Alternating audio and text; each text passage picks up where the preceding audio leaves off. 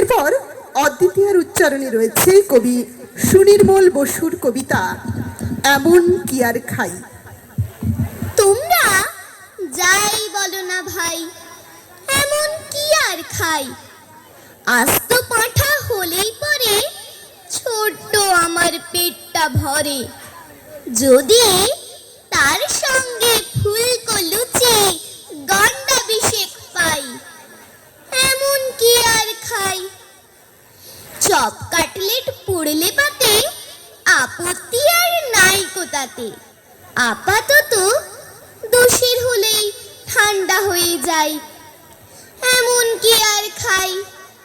হয় না হজম এখন দাদা, খাওয়া দাওয়ায় অনেক বাধা। এখন তাই তো অনেক বুঝে সুঝে খাবার খেতে চাই, এমন কি আর খাই।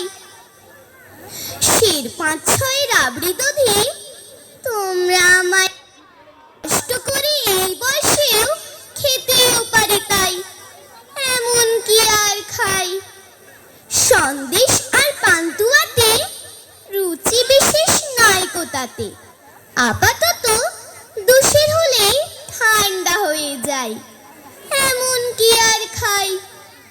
মা কেঁদে কয়, এমন করে